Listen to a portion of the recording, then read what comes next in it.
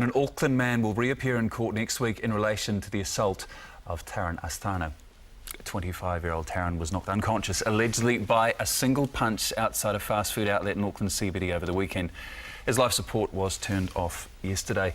Well, the case has sparked debate over the level of violence being seen around inner-city hotspots on any given week. And to discuss this, I'm joined now by Inspector Gary Davey, who's the Auckland City Police District Prevention Manager. Thanks for coming. Obviously, you can't talk about the specifics of this case. It is before the courts.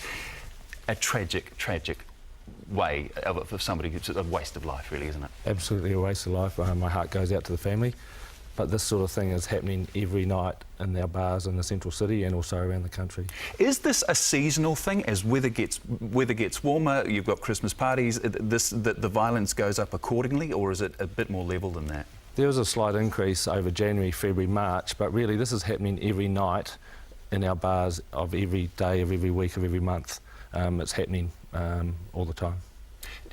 Typically, is there a typical time? Are there typical people who are involved? Are they always young blokes in mid-20s who are getting a bit mouthy, or is it a bit broader than that? Quite clearly, the research shows that the most serious violence and the amount of violence is peaks after midnight, and certainly the level of intoxication increases and the level of violence increases after 3 o'clock. There's a saying that nothing good happens in the CBD after 3 a.m, and it's absolutely true.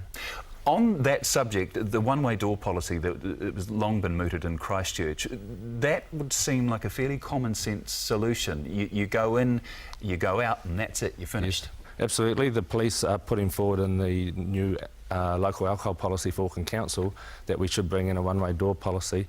The police absolutely believe that we should be closing all our bars in the central city at 3 a.m, bring in a one-way door policy from 1 a.m, and then all the outer areas, for example, the Manukau cities, Henderson, Takapunas, they all close at 1. There's no migratory drinking, which causes the harm on the roads when they jump from bar to bar. What about police numbers? I mean, presumably the only way to really ensure this is to have a policeman on every street corner. I imagine it's just not feasible at 3 o'clock in the morning in central Auckland.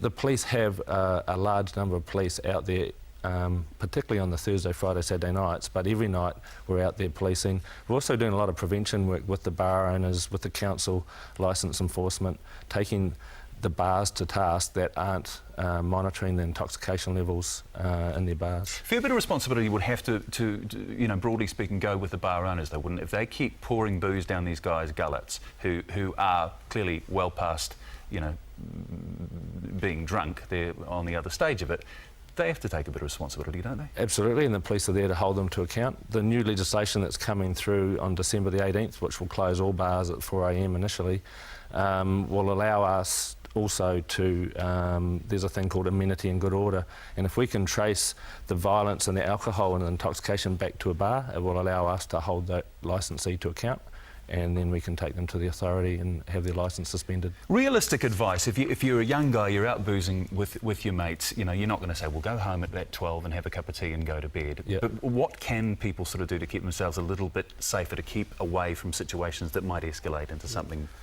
serious? Well, certainly the police still want a vibrant city, but we want a safe city, and 3 a.m. is still late enough really for anyone to be out there, you know, drinking or whatever. The key things is to stay with your friends and make sure that the levels of intoxication don't get too high, either for yourself or your friends. All right, Gary, thanks very much for coming in. Inspector Gary Davey, Auckland City Police District Prevention Manager. Thank you.